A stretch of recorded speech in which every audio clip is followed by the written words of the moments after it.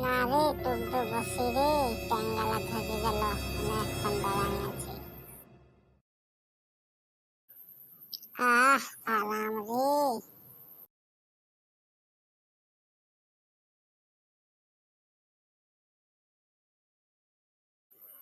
কিরে পল্টু, কোথা গেছিলিস এতদিন, দেখতে পাই নাই?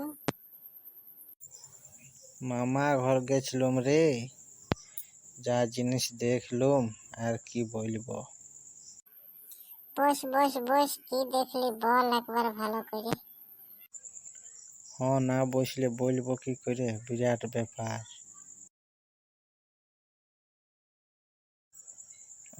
আরাম রে, গদিটাই তাগড়া। লেলে এবারে বল, মামা ঘরে কি হইলো এমন? তাহলে শুনো, মামা ঘরের দাদুর একটি বিশাল গোয়াল আছে।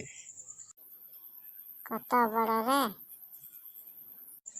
তো শুনো, যেটা বলছি তুমি মাঝে মাঝে ফড়ং কাটো না। লেলে বল বল বল।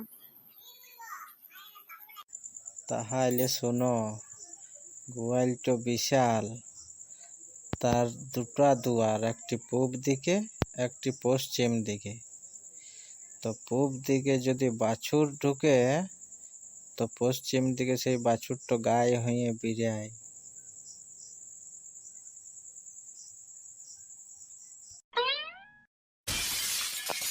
কি শালা, চা ভেঙে দিল তো, কিছু একটি ব্যবস্থা করতে হবে তারা। ও, তুই মামা ঘরের গল্প বলছিস? তাইলে শোন মামা ঘরের গল্প। অমনি তোর মামা ঘরের দাদুর মতন আমার মামা ঘরের দাদুরও একটি বিশাল লম্বা বাঁশের দাড়ি আছে, বুঝলি? তুই দাড়িটা দিয়ে মেঘটা এমন খেচাড়ি দিত, যখন ইচ্ছা জল পড়ত। বাবা রে, এত বড়! হ্যাঁ। তাহলে এত বড় দাড়িটা রাখতো কোথায়?